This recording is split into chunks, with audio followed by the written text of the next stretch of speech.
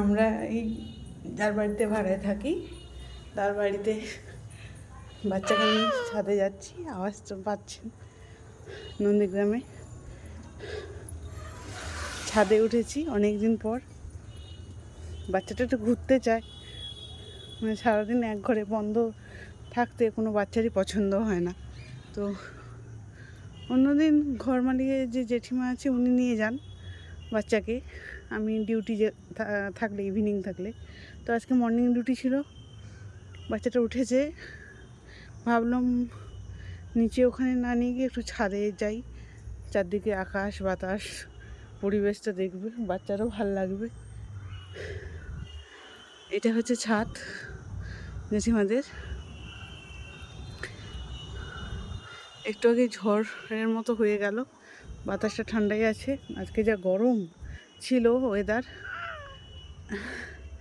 বাচ্চা তো আমার প্রায় গরমে পাগলাই হয়ে যাচ্ছে। বাড়িতে এসিতে থাকা অভ্যেস, তাছাড়া এখনকার বাচ্চারা গরম খুব একটা সহ্য করতে পারে না, সিজার বাচ্চা তো সেই জন্যেই। তো বাইরে বাতাস দিচ্ছে, ঠান্ডা বাতাস, মেঘ উঠেছে। যে বাবাইকে নিয়ে ছাদে ঘুরতে এসেছি। বাবাই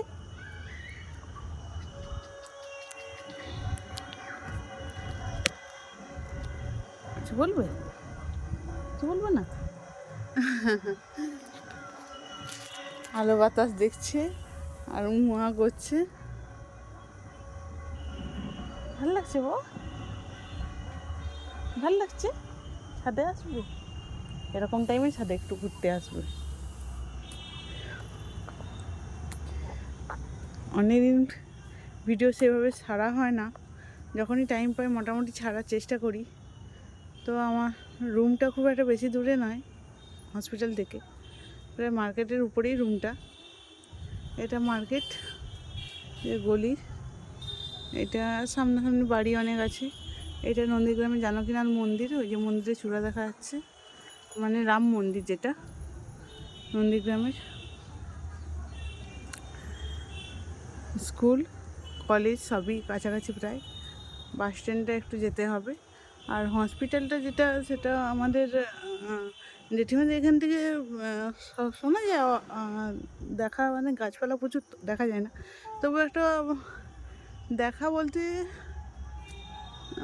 সেভাবে দেখাতে পারবো না আমি এখান থেকে, কিন্তু খুব একটা দূরে নেই। ওই যে আলো, একটা মৃদু আলো জ্বলছে নারকেল গাছের ফাঁক দিয়ে, ওইটাই হসপিটাল।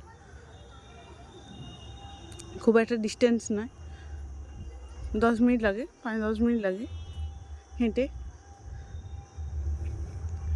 তো সামনাসামনি বাচ্চা নিয়ে থাকাটা একটা সুবিধা, কোনো কিছু সুবিধা থাকলে তাড়াতাড়ি আসা যাবে, নাহলে অনেক ডিস্টেন্স হলো, বাচ্চা নিয়ে একা মা থাকে তো তো সমস্যা হয়। বাবা কী হয়েছে?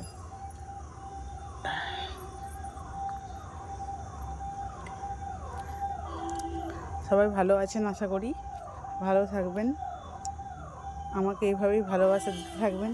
যদি আমার ভিডিও ভালো লেগে থাকে অবশ্যই লাইক করবেন, শেয়ার করবেন, আমার চ্যানেলকে সাবস্ক্রাইব করবেন যারা নতুন বন্ধুরা আছো তাদের জন্য, আর যারা পুরনো আছো তারা তো জানেন। এইভাবে ভালোবাসা দিতে থাকো আর আমার বেবিকে আশীর্বাদ করতে থাকো। সামনে আমার ছেলের অন্নপ্রাশন আছে, তো তার একটা বড়সড় ভিডিও আসবে অবশ্যই। তো এখন তার তোড়জোড় চলছে।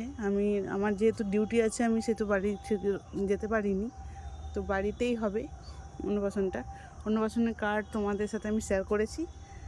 এরপরে হচ্ছে অন্নপ্রাশনের, আমি কালকে বাড়ি যাব, ডেকোরেশন মানে অন্নপ্রাশনের ডেকোরেশনটা, প্যান্ডেল ট্যান্ডেল সব কিছুই তোমাদের সাথে শেয়ার করব। থাকো আমার সাথে, আমাকে ভালোবাসা দিতে থাকো। আজকের ভিডিওটা এখানেই শেষ করছি। আমি কালকে বাড়ি যাওয়ার পর পরবর্তী ভিডিওটা অবশ্যই আপলোড করার চেষ্টা করব তাড়াতাড়ি।